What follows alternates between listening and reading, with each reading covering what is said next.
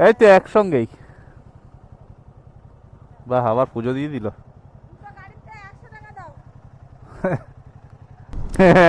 এই পাশে একটা বউ বলছে এই 100 টাকা দাও। বলে 100 টাকা দাও। শালা আমাদের দুপুরবেলা লাঞ্চের খরচা নিয়ে নেবে।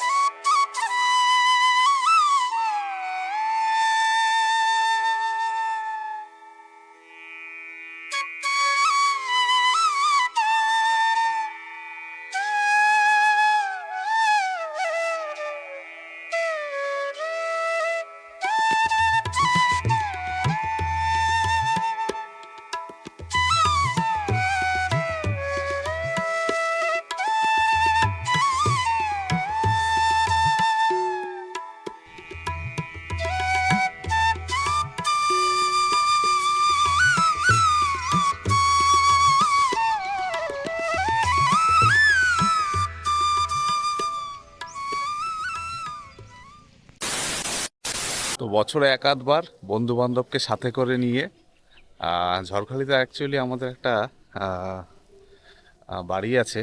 তো ওখানে কেউ থাকে না অ্যাকচুয়ালি, আমার ঠাকুরদার ঠাকুমা ওরা থাকতো এক সময়।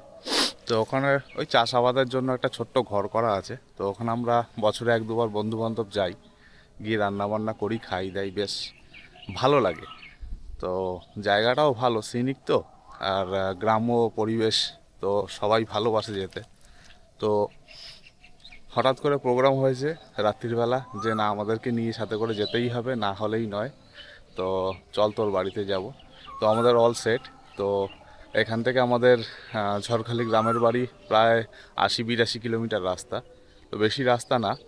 আমি এখান থেকে বেরিয়ে নিউ বাইপাস হয়ে কামালগাজি হয়ে ওদের পিক আপ করে নিয়ে যাব সাথে করে। আর ওখানে গিয়ে খুব খুব মজা হতে চলেছে। রান্না বান্না হবে, খাওয়া দাওয়া হবে, গ্রামের ভেতরে গ্রাম আশপাশ ঘোরা হবে। তো আমার চ্যানেলে আগেও ঝড়খালির অনেক ভিডিও আছে। তো আমি এগুলো মিস করতে চাই না, এই মোমেন্টগুলো সব ক্যাপচার করি। তো চলো বেরিয়ে পড়ি তাড়াতাড়ি, দেরি করলে হবে না। তো আমি অ্যাকচুয়ালি অলরেডি লেট হয়ে গেলাম, কেননা কালকে রাতে আমি কিছু সেরকমভাবে গুছিয়ে রাখতে পারিনি। আর সকালবেলা বেরোনোর সময় একবার এটা নেই, একবার ওটা নেই, বাইকের চাবি ভুলে আসছি, গ্লাভস পরছি না, ক্যামেরার অ্যাঙ্গেল সেট করা হচ্ছে না। অ্যাকচুয়ালি ওখানে যেহেতু বেশি থাকা হয় না, শীতের জিনিসপত্র একটু কমই আছে। তার কারণে হচ্ছে কি 2-3 জন শোয়া যায়, অসুবিধা হয় না, 3 জন শোয়া যায়। তাও আমি নিয়ে নিলাম সাথে করে যদি কারোর লাগে। আর গরমের সময় হলে তো কোনো অসুবিধাই নেই, 5-6 জন অনায়াসে থাকাই যেতে পারে। অলরেডি আমরা 5-6 জন থেকেছি। এই জায়গাটা একবার দেখো, যত দিন যাচ্ছে তত জ্যাম বাড়ছে। কিছু করার নেই, আগে তো পুলিশ দিত না, এখন তাও একটু পুলিশ টুলিশ দেয়। এই একটা বাস পুরো জ্যাম করতে করতে যাবে। আর এই গড়িয়া স্টেশনের এইখানটাতে মনে হয় 6টা না 7খানা বাস স্ট্যান্ড আছে শুধু। ওই ভাই, দুজন যেহেতু আগে বেরিয়ে গেছে আমার থেকে, অ্যাকচুয়ালি আমি কোনো সময় লেট করি না, সব সময় আমি সবার আগেই থাকি আর সবাই লেট করে আসে। আজকে তার উল্টোটা, দুজন বেরিয়ে গেছে, দাঁড়িয়ে আছে আর গালাগালি করছে শুধু। অ্যাকচুয়ালি আমার বাড়ি থেকে যাওয়ার জন্য অন্য একটা রুট আছে, যেটা হচ্ছে সোনারপুর হয়ে কালিকাপুর রেলগেট হয়ে উত্তরবাগ হয়ে একদম ডাইরেক্ট ক্যানিং রোডে ওঠা যায়। কিন্তু ভাবলাম এরা এখানে দাঁড়িয়ে আছে, তাহলে একসঙ্গেই যাই সবাই মিলে মিট করে। এটা অ্যাকচুয়ালি আমার একটুখানি 5-7 কিলোমিটার মতন এক্সট্রাই ঘোরা হয়, তাহলেও রাস্তাটাও ভালো, ওদের সঙ্গেও মিট হয়ে যাবে, একসঙ্গে যাবো সবাই মিলে একসাথে, ভালো লাগবে। হুম, হ্যাঁ হ্যাঁ।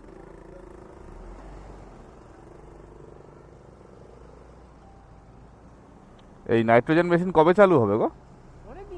চালু হয়ে গেছে? তেল ভরানো কমপ্লিট, বেশি ভরলাম না, 540 টাকার। তাতে আমার আশা করি আপ ডাউন হয়ে যাবে, না হলে একটুখানি দেখবো। তার কারণ হচ্ছে গিয়ে ট্যাঙ্কিটা জাস্ট ক্লিন করলাম কদিন আগে, ফালতু পেট্রোল ভরিয়ে ভেতরে জল করে লাভ নেই, একটু খালি থাক। ও কাকা, বাদশা, বাদশার কি ঘটনাটা কি? এই দেখ হিমালয়ান, আমি বললাম না তুই হিমালয়ান কিনেছিস, তুই আমার সঙ্গে ভেলতাল করছিস। এই হিমালয়ানটা নিয়ে আমি এতে যাব, দার্জিলিং যাব। ওরটা 450, আমারটা 200, আমার ডবল। হেভি টান না? আমি জানতাম। আমি, তুই তো আমার কাছে বাচ্চা রে, তোকে তো আমি জন্ম দিয়েছি, তুই শালা আমাকে আমাকে শালা ভেলতাল দিচ্ছে। চলো, এই এই এই হচ্ছে রাইডিং পার্টনার লালটুদা। লালটুদা একটু হাই করে দাও, হাই করো। লালটুদা কিন্তু বাদশা লোক আছে। এই তাহলে কি খোদার বাজার হয়ে বাদিক ঢুকবো, ঢুকে ব্রিজ হয়ে তারপরে যাব তো? তুই তাহলে আগে থাক, যা। তো যারা যারা কলকাতা থেকে সুন্দরবন বা ঝড়খালির উদ্দেশ্যে যাবে তাদেরকে বলে দিই, কামালগাছি বাইপাস ধরে এই নিউ বাইপাসটা নেবে। নিলে পরে পদ্মপুকুর মোড় থেকে অনেকে লেফট টার্ন নেয়, লেফট টার্ন নেবে না, এখান থেকে রাইট নেবে। রাইট নিয়ে অ্যাকচুয়ালি ওই খালের ওই পারের রাস্তাটা ধরবে, ওই যে গ্রিল দেওয়া রাস্তাটা। চলো ডিটেলস দেখিয়ে দিই, সিগন্যালটা হোক।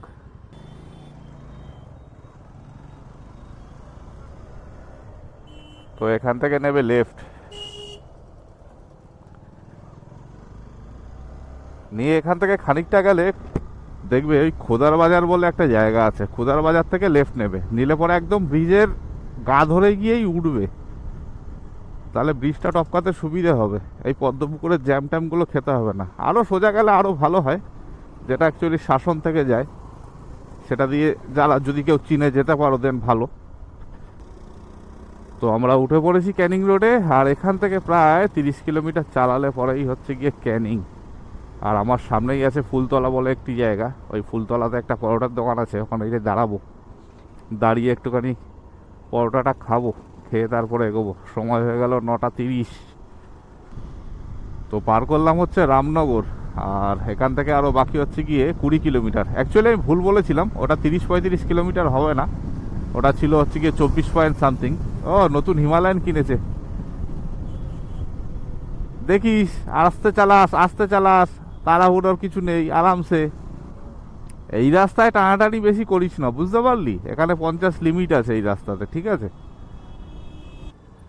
সেভাবে কোনো ভালো একটা পরোটার দোকান পেলাম না, আর পরোটার দোকান খুঁজতে খুঁজতে চলে এলাম হচ্ছে গিয়ে উত্তরভাগ। আসলে সামনে আমাদের একটা পার্মানেন্ট দোকান আছে, ওখান থেকে আমরা চা ফা খাই, পরোটাও বানাই, ওখানেই দাঁড়াবো একবারে। আর দাঁড়াচ্ছি না কোথাও। এই পরোটার দোকান, টুবাই পরোটার দোকান, পেটাই পরোটা, পেটাই পরোটা, চলো খেয়ে নি। এই হচ্ছে, ও কাকা পরোটা ভাজছে ফটাস ফটাস ফটাস ফটাস করে।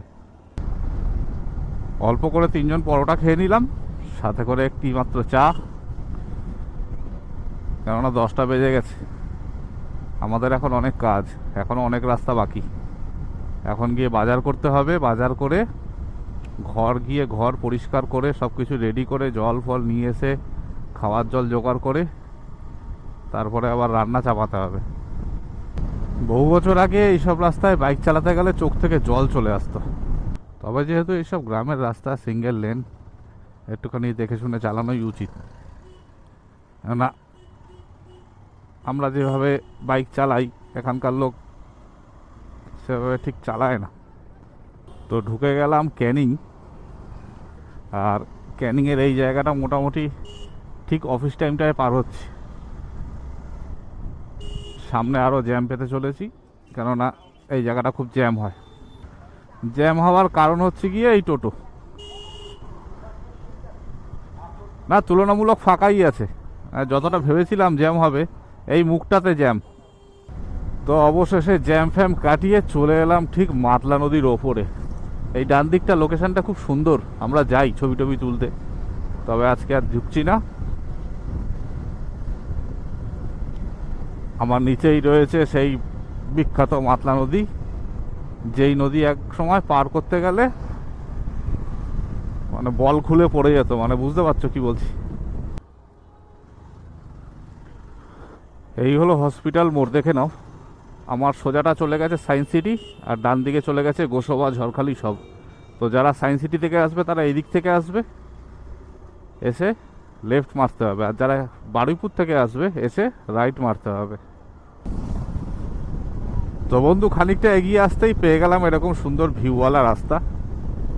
মাঠঘাট এখন ফাঁকা আছে, চাষ নেই, কারণ এই চত্বরটায় শীতকালে খুব কম চাষ হতো আগে।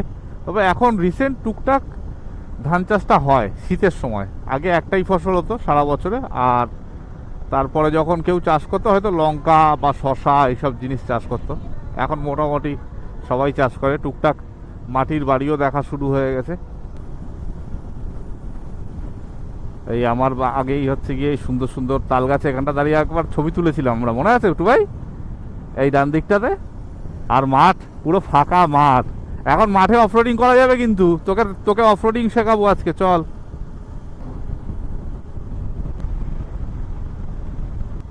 তো আমার সামনেই রয়েছে সোনাখালি মোড়, আর এই সোজাটা চলে গেছে না খেয়াঘাটের দিকে। আমরা আগে এখান থেকে সোজা যেতাম হেঁটে হেঁটে, এখান থেকে গাড়ি থেকে নেবে হেঁটে সোজা যেতাম, গিয়ে ওখান থেকে খেয়া পার করতাম। খেয়া পার করে সামনে ব্রিজ আছে, চলো দেখাচ্ছি। এই যে এই ব্রিজটার কথা বলছিলাম, এর নিচেই রয়েছে বিদ্যাধরী নদী। আর খেয়াটা কিন্তু এখনো চালু আছে, টুকটাক মালপত্র আনা নেওয়ার জন্য। ওই ঘাটটা থেকে ছাড়ে ওই পার অবধি, লোকজনও পার হয় টুকটাক, সবাই তো আর এতটা হেঁটে ঘুরে আসবে না। তো আমরা চলে এসেছি হচ্ছে গিয়ে বাসন্তী থানা পার করলাম, আর এখান থেকে দুটো রাস্তা কাটে, একটা দেখো লেফট আর একটা গেছে সোজা। লেফটেরটা হচ্ছে গিয়ে গদখালি, সোজাটা হচ্ছে ঝড়খালি। তো যারা সুন্দরবন ট্রিপে আছে তারা কেউ এদিকেও যায়, কেউ আবার এদিকেও যায়। এই রাস্তাটা মোটামুটি যেরকম চওড়া দেখতে পাচ্ছ, পুরো একদম ঝড়খালি খেয়াঘাট মানে হচ্ছে গিয়ে সমবায় বাজার অবধি কিন্তু এরকমই চওড়া, এর থেকে বেশি চওড়া পাবে না। কিছু জায়গা আছে একটু চওড়া, কিন্তু স্পিড কিন্তু সেরকমভাবে চালানো যায় না, কারণ হচ্ছে কি এই রাস্তাটাতে প্রচুর টান, প্রচুর টান।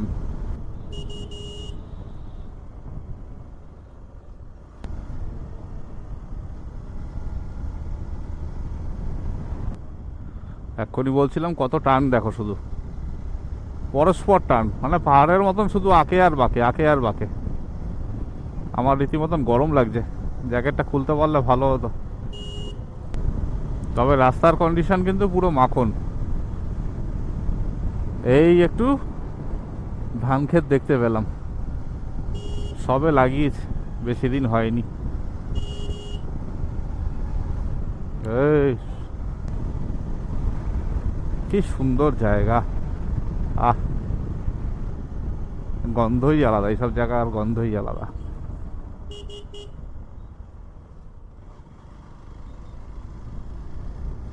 আর এই টার্নিংগুলোতে যা অ্যাক্সিডেন্ট হয় রে ভাই, তো কি বলবো, সব থেকে বেশি অ্যাক্সিডেন্ট এই টার্নিংগুলোতে হয়।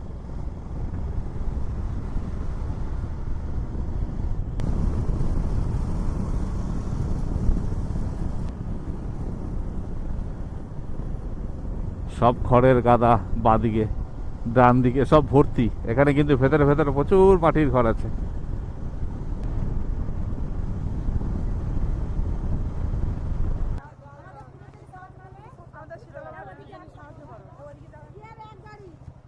এই তো একসঙ্গেই, বা আবার পুজো দিয়ে দিল।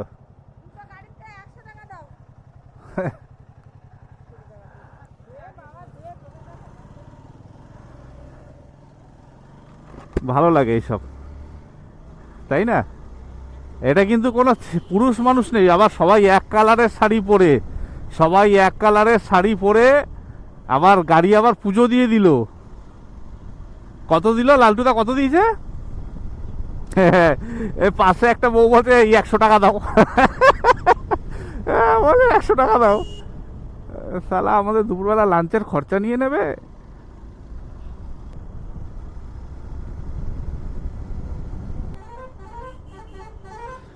So welcome to Jharkhali. সময় এখন 11টা 30, 11টা 30 হয়নি, একটু ফাস্ট আছে, 5-7 মিনিট। তো এখান থেকে বাজার করব, মাছ আছে, মাছ কিন্তু পছন্দসই মাছ নেই। এখানে একটা আছে মুদি দোকান, একটু মুদি বাজারটা করে নিই।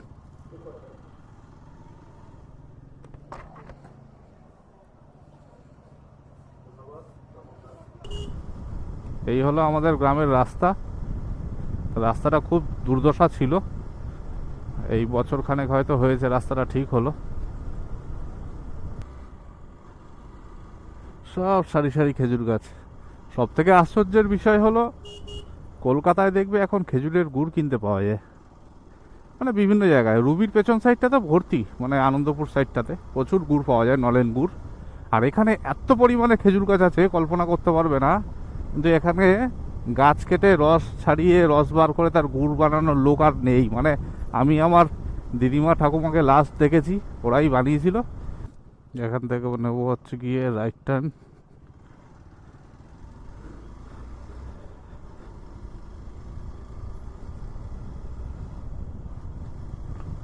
অনেকে বলে যে বাড়ির সামনের রাস্তাটা তোমাদের অনেক সরু।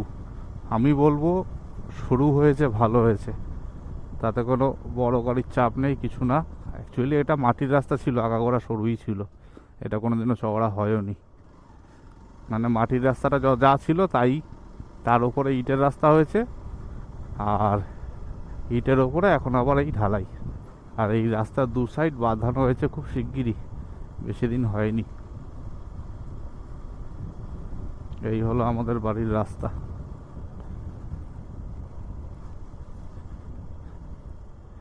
এই কালভারটাও নতুন হয়েছে। বাবা কি অবস্থা, বাইক ফাইক রাখবো কোথায়? ওরে বাবা রে, দেখ কি অবস্থা, দেখ। এগুলো সব সরাতে হবে ঘরে ঢুকতে গেলে। এই হলো আমাদের ঘর, এইটা। আজকে অ্যাডভেঞ্চার হবে, অ্যাডভেঞ্চার। বাইকটা নামিয়ে দিই, চল ওইখানটা নামিয়ে দিই, নারকেল গাছের ওখানে নিয়ে চ।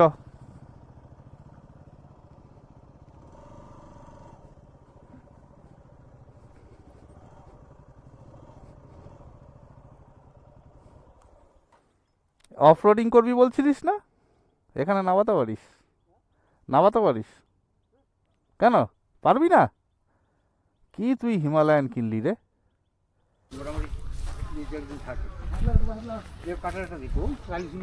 এই ডালগুলো টেনে শুধু ওইদিকে সরিয়ে দাও না।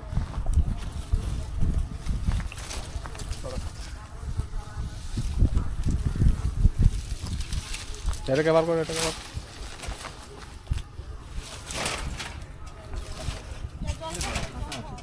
আরে অত কাটা নেই, আরে কাটা বেঁচে ধর না। হ্যাঁ হ্যাঁ হ্যাঁ, টানো, একবারে টেনে দাও। আসলে এই গাছটা ভেঙে পড়ে, এইদিকে ফেলো, এইদিকে ফেলো। এই গাছটা দিলে কার কথা মনে পড়ছে? ওই যে দাঁড়িয়ে, ও সেই গাছটা, সেইটা তো এই গাছটা, এই গাছটা দাঁড়িয়ে, এই গাছটা ভেঙে পড়ে গেছিল এই ঝড়ে লাস্টে, তাই না? একটাকে শুধু তুলো ওইদিকে সরে।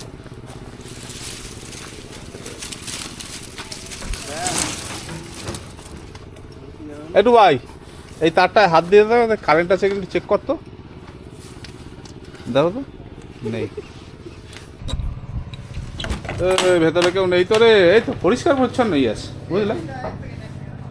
এই তো ইলেকট্রিক বিল দিয়ে গেছে আমাদের। আর এই হলো আমাদের এখন আজকে রাত্রির বেলা থাকার জায়গা, বেশ সুন্দর পরিষ্কার পরিচ্ছন্নই আছে। না না কিছু নেই, চাপ নেই কোনো। একটু ভাই একটু বাথরুমটা একটু দেখে নেই তো, কমোড ফমোড বসানো আছে কিনা। এ আবার কমোড ছাড়া যেতে পারে না বাবু, আজকে ওকে মাঠে নিয়ে যাব। মাঠে তো তুই পাঠিয়েছিলিস, আবার পৌঁছা যেতে পারি না?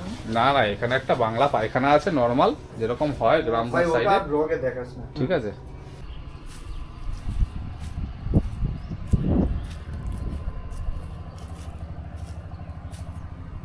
এ ও কোন পুকুরে গেছে তো ভাই? ও কোন পুকুরে গেছে? লালটুদা যায়নি তো সুন্দর করে। এটা কি নিলি? আমি আরো খুঁজছি ওকে, মালটা কই গেল? ক্যামেরা নিয়ে খুঁজছিস? হ্যাঁ, ওকে বললাম বাসন ধুতে, এইখানটা অবশ্য ধুলেও হয়, কোথায় গেল? ও হইছে কই? ও না, ওটা লালটুদারই কাটিং।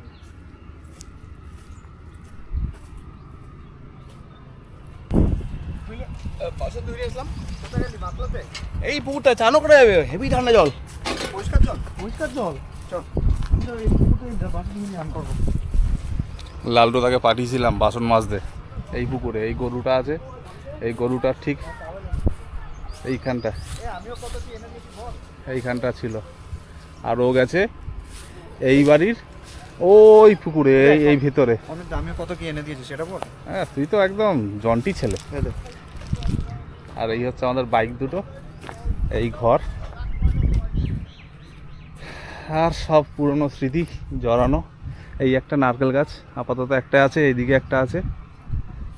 আর এই ধান জমি সব চাষবাস চলছে। অ্যাকচুয়ালি আমরা এখন আর চাষ করি না, এখন সব ভাগ চাষেই হয়। তো এইখান থেকে ওই যতদূর চাষ করেছে দেখা যাচ্ছে অতদূর, এটাও তাই সেম ওরকম লম্বা।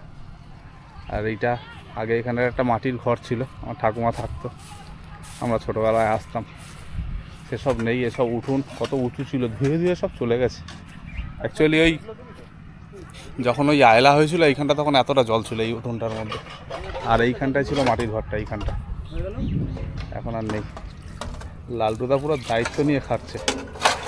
লালটুদা আছে বলে আমাদের রান্না খাওয়াটা এখানে এসে হয়, নাহলে কিন্তু হতো না। অমিত দা বসে গেছে দায়িত্ব নিয়ে। কড়াইটা নিয়েছিস? কড়াইটা লালটুদা, হলুদের প্যাকেট, আচ্ছা গরম মশলা, লঙ্কা, চাকুটা দাও আমার হাতে। তো অমিত দা এখন মেনুতে কি আছে একটু বলে দাও। এখন হবে ভাত আর ডিমের কারি। আমাদের ডিম সিদ্ধ রেডি, এই আমাদের ডিম সিদ্ধ, আমাদের ভাতও রেডি, শুধু এবার ডিমটাকে ভাজবো। রাখার জায়গা ফায়গা বেশি কিছু নেই, বুঝতেই পারছো, এখানে কেউ থাকে না। আহা হা আহা হা, ঝরে ঝরে পড়ছে, পুরো ঝরে ঝরে পড়ছে।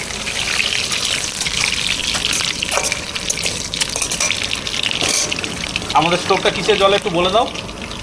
আমাদের স্টোভটা ডিজেলে জলে, ডিজেলে। লাড্ডু দা কিসে চলে বলে দাও তুমি। ডিজেলে ঠিক আছে, থাকবে সকালে। কি লাগবে সকালে হ্যাঁ? চিপস লাগে, চিপস দেবো। না খাও না। কেমন হয়েছে একটু বলো, তুই একটু বল কেমন হয়েছে। দারুণ আছে, অসাধারণ। দুটো ডিম, ডিমের কারি আর ভাত, সাথে আছে পেঁয়াজ, লঙ্কা, শসা, লেবু। তো লাঞ্চটা করে নিই, করে নিয়ে বেরোবো একটু গ্রাম ঘুরতে। অনেকদিন পরে এলাম তো, গ্রাম অনেকদিন ঘোরা হয় না, তো খাওয়া দাওয়া করে বেরোচ্ছি।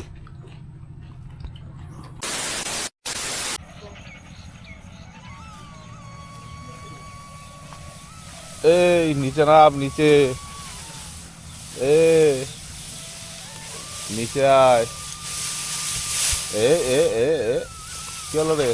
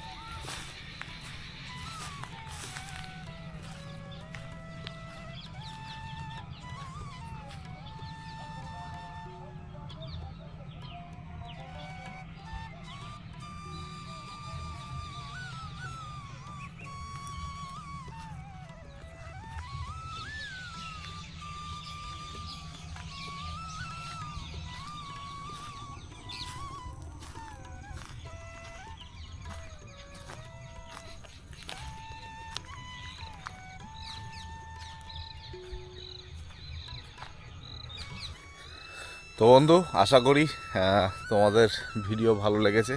আর এখন প্রায় 4:30 পৌনে 5টা বাজে, শুয়ে পড়েছিলাম আসলে। আর ওই ওখানে সবাই ঘুমোচ্ছে। তো এত টিয়া পাখি যাচ্ছে এখান থেকে এখন বিকেলবেলায়, মানে প্রচুর টিয়া পাখি। ডাক হয়তো শুনতে পাচ্ছ কিনা জানি না, সব ঝাঁকে ঝাঁকে টিয়া পাখি উড়ে যাচ্ছে। মানে এখানে একটা মানসিক শান্তি আছে।